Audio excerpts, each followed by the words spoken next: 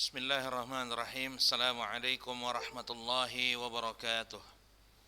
Innal hamdalillah nahmaduhu wa nasta'inuhu wa nastaghfiruh wa na'udzu billahi min shururi anfusina wa min sayyiati a'malina may yahdihillahu fala mudilla lahu wa may yudlil fala hadiya lahu. Asyhadu an la ilaha illallah wahdahu la syarika lahu wa asyhadu anna Muhammadan 'abduhu wa rasuluhu la nabiyya ba'dah. Amma ba'du. Baik, ayolah ikhwah sekalian, kaifa halukum jami'an. Ya, di pagi hari yang berbahagia ini kita akan melanjutkan pelajaran balaghah kita yang kemarin sempat terhenti ya. Sampai pada judul hari ini kita akan membahas judul Tanzil ghairi sa'il manzilatas sa'il ya. Nah, namun sebelumnya kita harus bersyukur dulu kepada Allah Subhanahu wa taala yang masih melimpahkan kesehatan sehingga kita masih bisa melanjutkan pelajaran ini.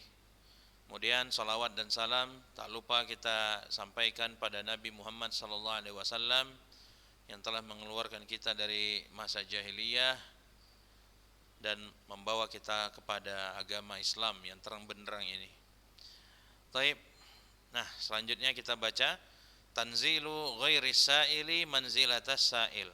Memposisikan ya orang yang tidak bertanya, ini udah kayaknya ya di sini ya. Baik. Kita lanjut saja ya. Yang ya ini juga sepertinya udah ya. Maka kita sekarang masuk ke judul atau soal ke-49 ya. Itu sebenarnya di atasnya itu ada soal dan ada jawaban. Tinggal antum teliti sendiri aja atau kita coba baca dulu lah ya.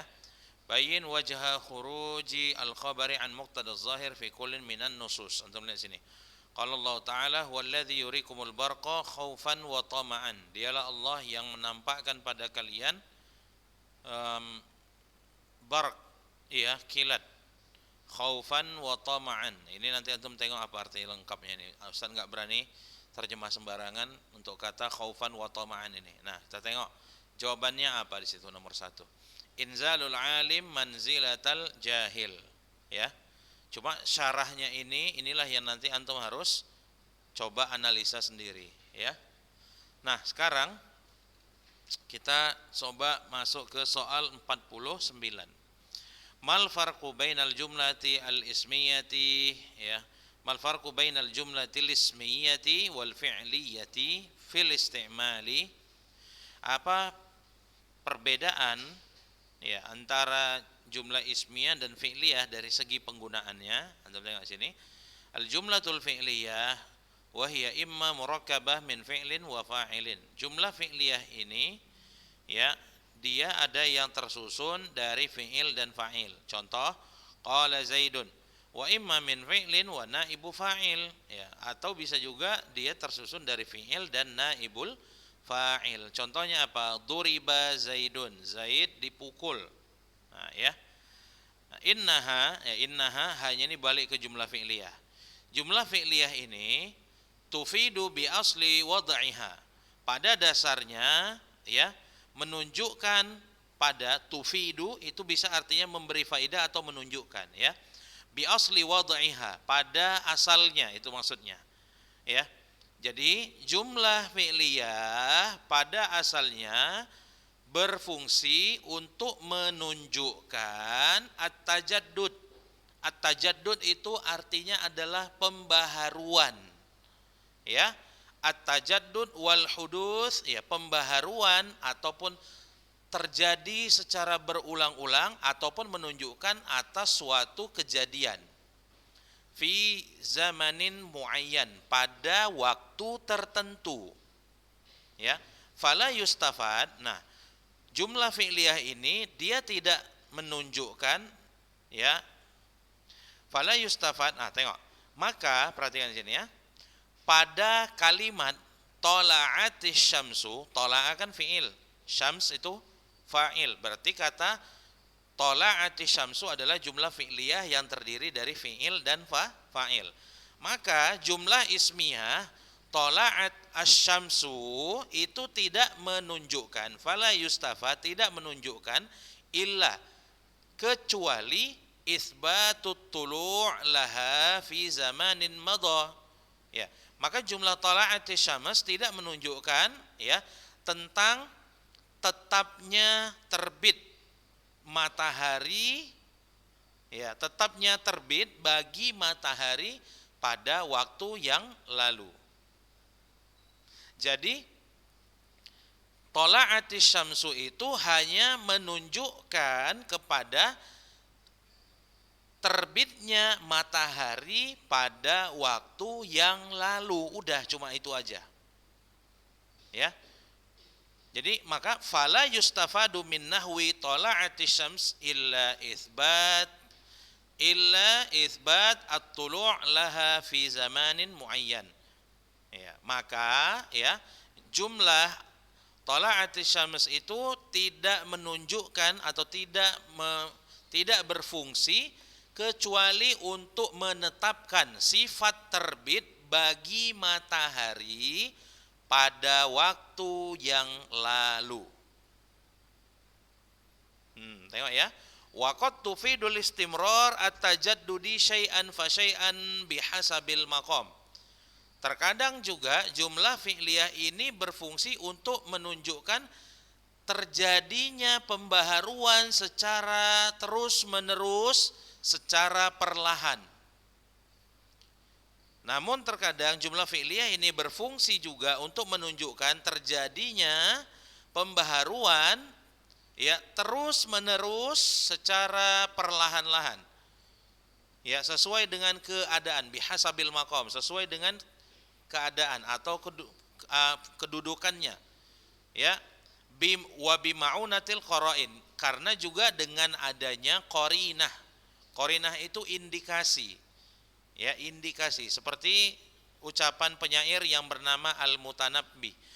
Tudabbiru syarqal ardi wal gharba kaffuhu wa laysa laha waqtan 'anil judi syaghilun. Ya, tengok situ. Ya, tudabbiru syarqal ardi wal gharba kaffuhu. Ya. Dialah zat yang maha mulia, yang telapak tangannya, kafuhu, telapak tangannya ya, tudabbiru syarqal ardi wal gharba, mengatur bumi belahan timur maupun belahan barat. Walaisa laha waqtan 'anil judi syaghil, dan tidak ada satu waktu pun yang dapat membuat dia lupa atau lalai dari perbuatan baik. Walaisa laha waqtan 'anil judi syaghil. Ya, jadi saya ulangi artinya, dialah zat yang telapak tangannya, kafuhu itu telapak tangan ya, yang telapak tangannya atau tangannya aja antum artikan pun boleh. Dialah zat yang telapak tangannya mengatur bumi bagian timur maupun barat. Dan dialah zat yang tidak bisa atau tidak ada sedikit waktunya pun terabaikan dari melakukan kebaikan. Nah, faqarinatul madhi, tengok di sini, indikasi pujian, madah itu pujian. Ini kan pujian bagi Allah, ya. Nah, maka indikasi pujian pada bait syair ini tadullu, menunjukkan ala anna tadbiral mamalik sya'nuhul mustamir, menunjukkan bahwa pengaturan ya kerajaannya, alam semesta ini kerajaan Allah ya, semuanya ini kerajaan Allah. Tengok. Maka indikasi dari pujian ya menunjukkan bahwasanya pengaturan Allah terhadap kerajaannya ini itu terjadi secara terus-menerus. Paham ya? Nah, taib. Nomor 2, al-jumlatul ismiyah. Antum tengok situ, jumlah ismiyah. Wa hiya ma tarakkabat min mubtada'in wa khabarin. Tengok, jumlah ismiyah itu adalah jumlah yang tersusun dari mubtada dan khabar. Wahia bi asli wad'iha tufidu thubut syai'in li syai'. Antum tengok di sini. Nah, jumlah ismiyah ini pada dasarnya atau aslinya, ya pada asalnya jumlah ismiyah ini dia itu berfungsi untuk menunjukkan tetapnya sesuatu bagi sesuatu yang lain. Contoh misalnya ya, kita bilang matahari itu panas. Berarti kita menetapkan sifat panas bagi matahari. Paham ini maksudnya? Subutu syai'in li syai'in. Nah, kayak gitu contohnya. Misalnya kita katakan misalnya air itu dingin. Maka kita menetapkan sifat dingin bagi air. Itu maksud subutu syai'in li syai'in. Nah, tapi nggak selesai sampai di situ, karena selanjutnya dikatakan bila nazarin ila tajaddudin walastimror, tanpa adanya atau tanpa perlu kita melihat kejadian itu apakah dia berulang-ulang ataupun terperbaharui. Nah, ya. Fala yustafad min qaulina Ali Syuja'. Nah, misal kita mengatakan Ali Syuja', Ali itu pemberani. Ini ucapan ini berarti itu dia, tengok ya, ucapan Ali Syuja' itu tidak ada artinya kecuali kita sedang menetapkan keberanian bagi si Ali. Paham ya? Jadi kalau misalnya kita bilang air dingin, berarti kita itu maksudnya kita enggak ada maksud lain kecuali kita cuma mau mengatakan bahwasanya air itu dingin. Ya? Nah, baik. Waqad ya takhruju al-jumlatul ismiyah an hadzal asli. Namun terkadang jumlah ismiyah bisa keluar dari fungsi awalnya. Ya. Wa tufidud dawam wal istimrar bihasabil qara'in. Bisa juga ya jumlah ismiyah ini fungsinya itu untuk menunjukkan ad-dawam, terus menerus, wal istimrar, dan berulang-ulang, bihasabil qara'in allati tahuffu biha, ya, sesuai dengan qarinah-qarinah atau indikasi-indikasi atau sesuai dengan indikasi yang ada padanya. Idza lam yakun khabaruha fi'lun mudhari'. Jika jumlah ismiyah ini fi'il mudhari'nya, jika jumlah ismiyah ini khobarnya bukan bentuk fi'il mudhari'. Ya, misalnya, ya, misal kita bilang kayak tadi misalnya Aliyun syuja'un. Syuja'un itu isim yang dia kata syuja'un di situ menjadi khobar, atau misalnya Aliyun naimun. Ali sedang tidur.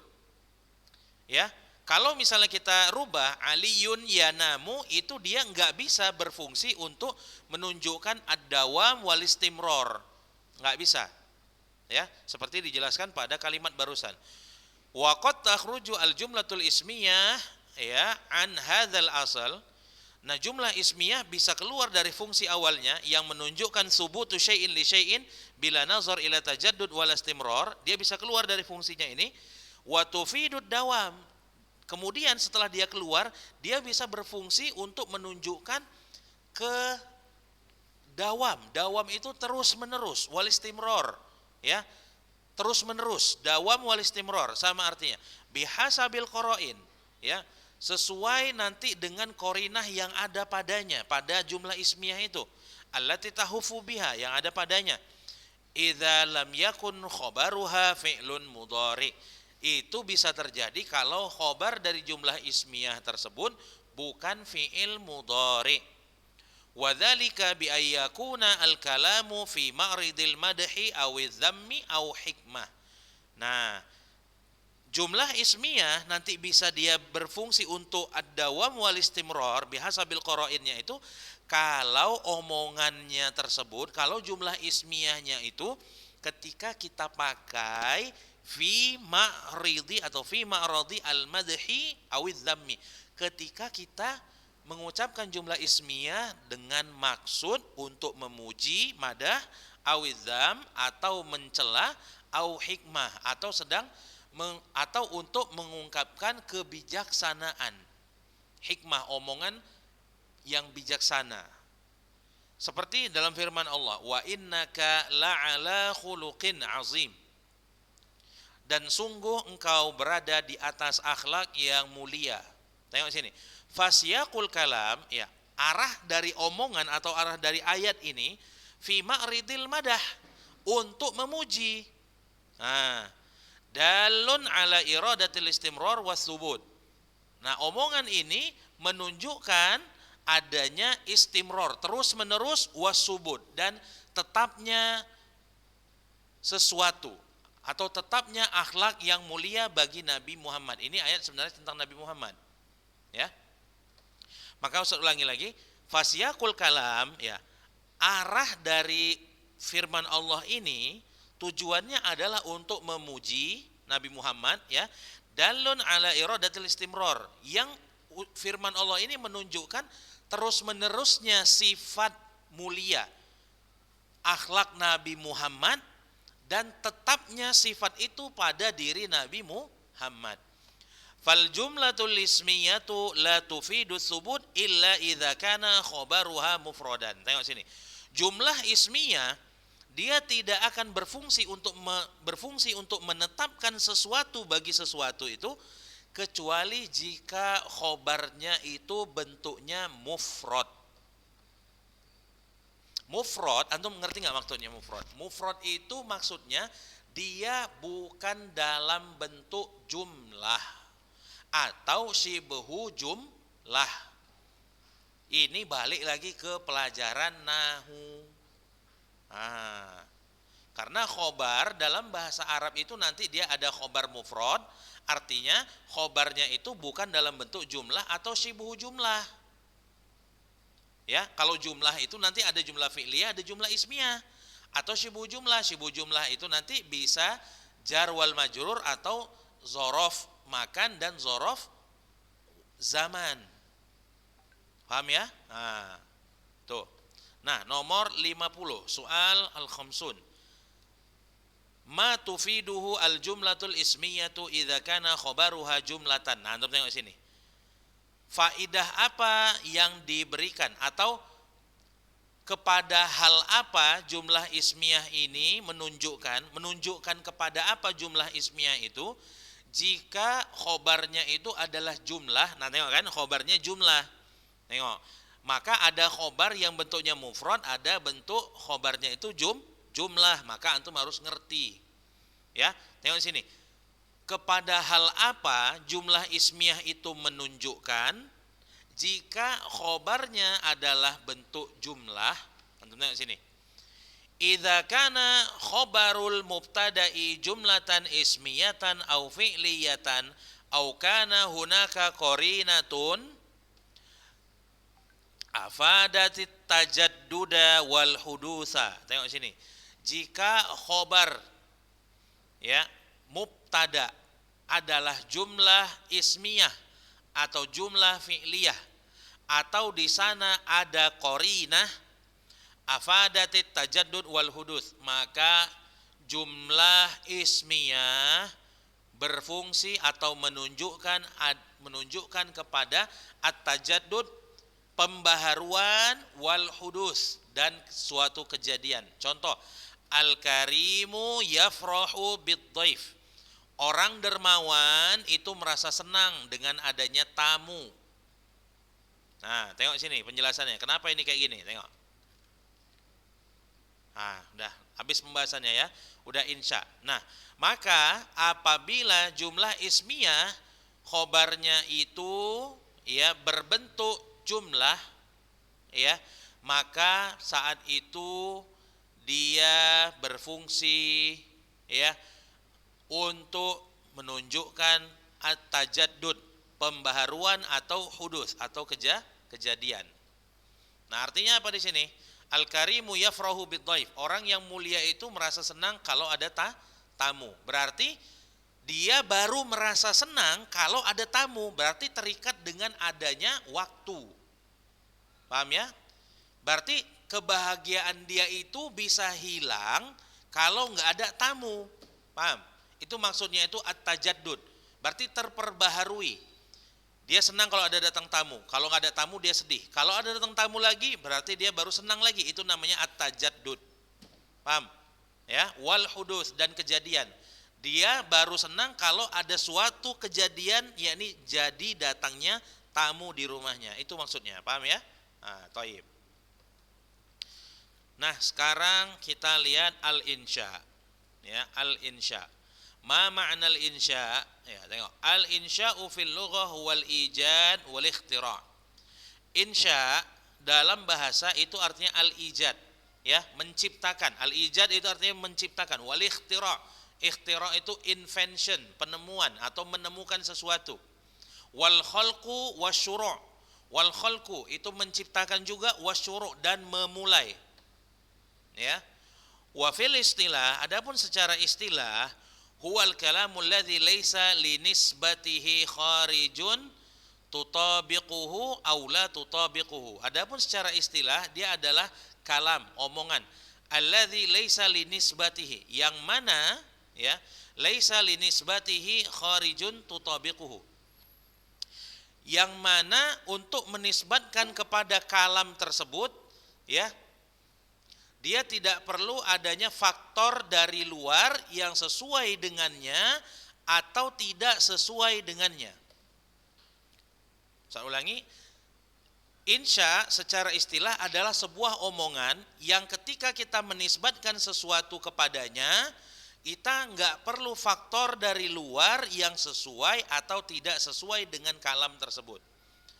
Nah, ringkasnya, au huwa kalamun la yahtamilu sidqa wal kadhiba li zatihi. Atau bahasa gampangnya, lihat nih, bahasa gampangnya. Kalau tadi sulit antum memahaminya. Perhatikan, insya itu adalah semua omongan yang tidak berisi kebenaran atau kebohongan pada dirinya sendiri. Li'annahu laisa li nisbatihi kharijun tutabiquhu aw la tutabiquhu. Ini enggak penting. Ini samain dengan yang di atas tadi. Kalaupun mau diartikan gini ngartikannya. Karena insya ini ya, dia tidak membutuhkan nisbat ya kepada faktor di luar dirinya yang sesuai atau tidak sesuai dengan dirinya. Sulit kan menerjemahkannya kan? Nah, gampangnya kalau nanti ketika ditanya mahwal insya, antum tinggal bikin kullu kalamin la yahtamilu sidqa wal kadhiba li dzatihi. Antum garis bawah itu. Nah, ya. Mahya aqsamul insya? Ya, apa itu macam-macam insya? Antum di sini. Al insya yuqassamu ila talabiyyin wa ghair talabi. Insya terbagi menjadi insya talabi dan ghairu talabi. Ya. Mal maksud bil insya ghairu talabi? Apa maksud dari insya ghairu talabi? Huwa ma la yastad'i matluban ghairu hasilin waqta talabi wa huwa ala aqsam. Ya, ini adalah kalam yang tidak menuntut sesuatu harus terjadi ketika diminta, yaitu omongan yang tidak menuntut agar sesuatu itu langsung terjadi ketika diminta. Paham maksudnya? Contoh misalnya al-madah wa dzam. Ya, ini macam-macamnya, macam-macam insya ghairu at-talabi. Al-madah wa dzam. Tengok sini. Wa yakunani bin ni'ma wa habbaza wa sa'a wa bi'sa wa la habbaza. Nahwu qawlihi ta'ala in tubdu sadaqat fa ni'imma hiya wa in tukhfuha wa tu'tuha al-fuqara fa huwa khairul lakum. Wa minhal af'al al-muhawwalah ila fa'ula. Nahwu kaburat kalimatan takhruju min afwahihim. Iya, lihat sini. Al-madah awizzam. Jenis insya ghairu talabi. Yang maksud ghairu talabi adalah ma la yastad'i matluban ghairu hasilin waqta talab. Ya, ini kalam yang tidak menuntut agar sesuatu itu langsung terjadi saat diminta. Contoh misalnya, ini ya, jenisnya yang pertama adalah kalam insya ketika memuji atau mencela. Ya, kalam insya yang memuji atau mencela itu antum bisa menggunakan dengan kata-kata berikut. Ni'ma, sebaiknya, sebaik-baiknya, sebaik-baik. Habbadha, ya. Alangkah buruknya. Sa'a sama kayak habbadha, bi'sa sama, wala habbadha sama. Ya, tengok. Nahwu qaulihi ta'ala, seperti dalam firman Allah, in tubdus shadaqat, kalau kalian menampakkan sedekah kalian itu, fa ni'imma hiya, alangkah baiknya ia. Alangkah baiknya sedekah itu. Wa in tukhfuha, namun jika kalian sembunyikan sedekah, wa tu'tuhal fuqara, kemudian kalian serahkan sedekah yang kalian sembunyikan tadi kepada orang-orang miskin, fahuwa khairul lakum, maka ini lebih baik bagi kalian. Ya. Jadi ini bukan perintah. Ya, bukan perintah yang dia itu langsung minta dikerjakan setelah ucapan itu diucapkan. Makanya dia termasuk pujian ataupun celaan masuk dalam kategori insya ghairut talabi. Ya. Nah, selanjutnya dalam firman Allah, wa minhal af'al al-muhawwalah ila fa'ula. Tengok. Dan kata kerja yang dirubah menjadi wazan fa'ula. Ya. Nahwu qaulihi ta'ala kaburat. Ya. Kalimatan takhruju min afwahim. Nah, ini Ustaz maksud al-af'al al-muhawwalah ila fa'ula ini kurang jelas bagi Ustaz sekarang, nanti Ustaz cari dulu penjelasannya ya. Nah, yang penting antum udah tahu al-madah wa dzam masuk dalam kategori kalam insya ghairu at-talabi. Ya. Kemudian al-uqud. Ya, al-uqud itu artinya akad. Sawa'un kana bi lafzil madhi, baik dia dengan lafaz fi'il madhi nahwu bi'tu wa wahabtu. Contoh, saya jual atau saya beri.